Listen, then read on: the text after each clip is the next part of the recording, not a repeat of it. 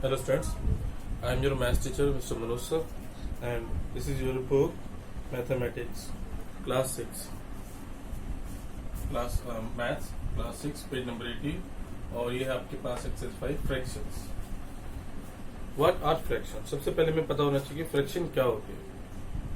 Fraction basically किसी whole part का कोई सिंपल पार्ट होता है। किसी बहुत सारे पार्ट है हमारे पास 1 2 3 4 5 6 7 8 9 10 एक्सेट्रा कितने भी हो, उसमें से हम जिन पार्ट्स को चूज करते हैं उनका रेशियो हमारा फ्रैक्शन कहलाता है। तो ये आपने पहले भी पढ़ा होगा फ्रैक्शंस। जैसे मैं बात करूं, अगर आपके पास बॉक्सेस हैं, यहाँ पर हमारे पास 4 बॉक्सेस हैं, ठीक है, 1 2 3 4। अब इस 4 बॉक्सेस में से अगर हम 1 पार्ट को पेंट कर देते हैं, अगर हम 1 पार्ट को पेंट कर देते हैं और हम पूछते हैं कि find the fraction of painted part, तो कितने पार्ट पेंटेड है आपके? पेंटेड पार्ट्स, तो आपके पास 4 पार्ट्स हैं। टोटल पार्ट्स कितने हैं? 4, और उनसे पेंटेड कितने हैं? 1। तो ये हो गया हमारा फ्रैक्शन पेंटेड पार्ट का। और नॉन पेंटेड पार्ट जो हमारे पास है,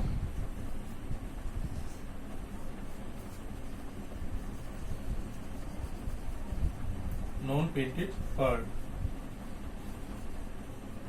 वो हमारे पास 1 2 3, और टोटल पार्ट्स कितने हमारे पास? 4।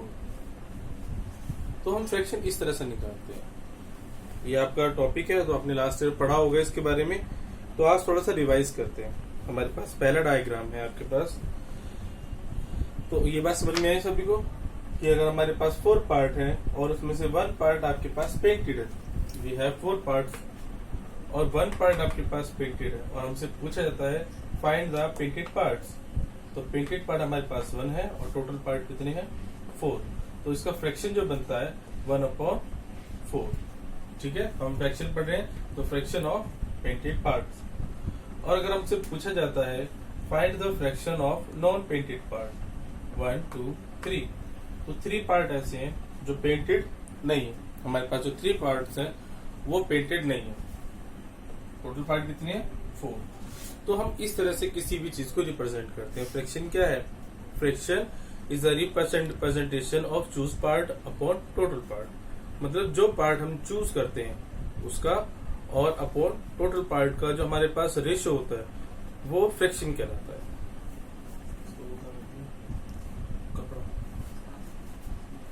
ठीक है, तो हमारे पास एक्सरसाइज है, एक्सरसाइज 5.1, और मैं आपको ये क्वेश्चंस कराने जा रहा हूँ, ठीक है। तो अगर हम पहला डायग्राम देखते हैं,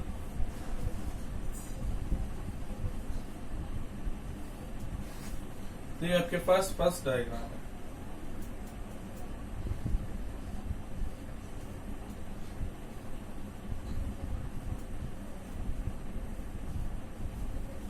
ओके क्लास, ये वाला। तो ये हमसे पूछता है right the fraction of shaded part.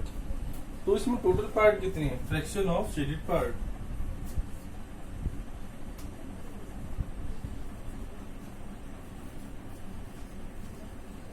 Fraction of shaded part. इसमें टोटल पार्ट कितने हैं हमारे पास? अब इसमें हमारे पास टोटल पार्ट है 1 2, और शेडेड पार्ट कितने हैं? 1।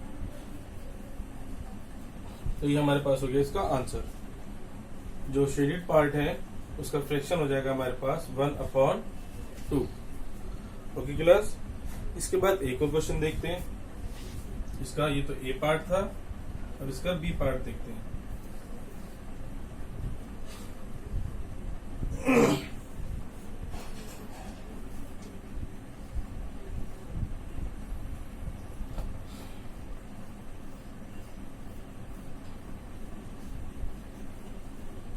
इसमें देखिए, इसमें जो आपके पास टोटल पार्ट कितनी है? 1 2 3, 3 पार्ट है, लेकिन शेडेड पार्ट जो है वो आपके पास कितना है, इस पूरे सर्कल का 1 2 हाफ पार्ट शेडेड है, आधा।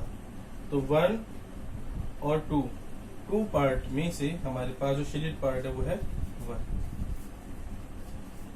तो हो जाएगा हमारे पास इसका फ्रैक्शन 1/2।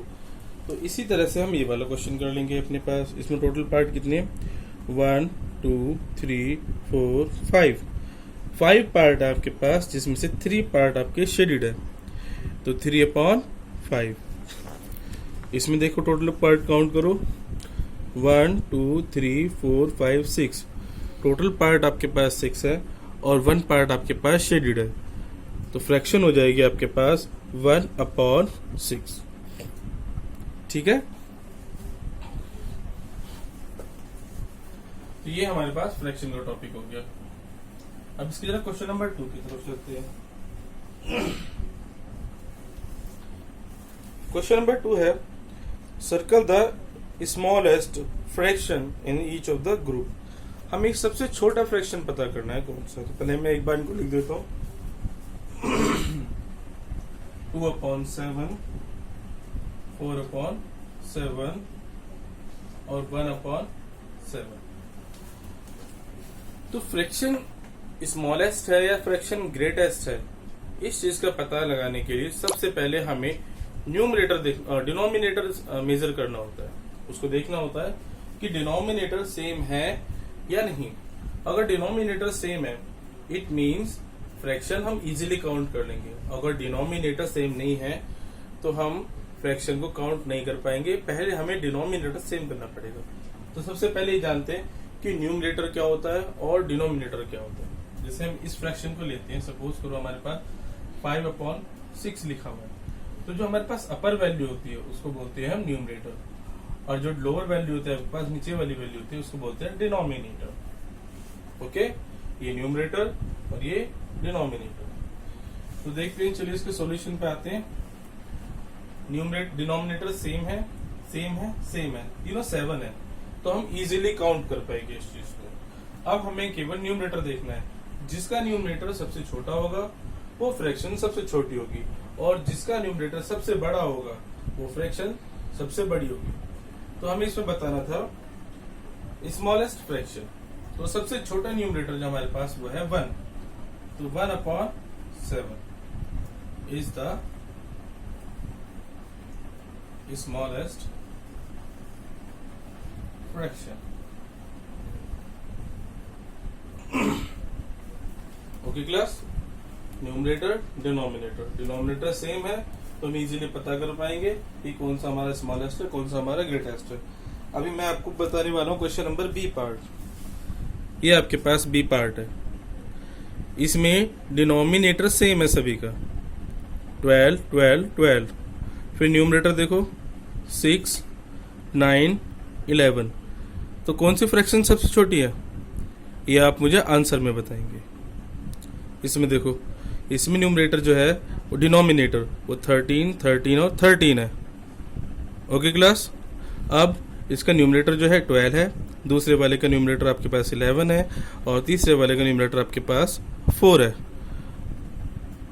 तो जो सबसे छोटा फ्रैक्शन बनता है आपका वो आप मुझे आंसर में बताएंगे। तो आज के लिए इतना ही। Thank you.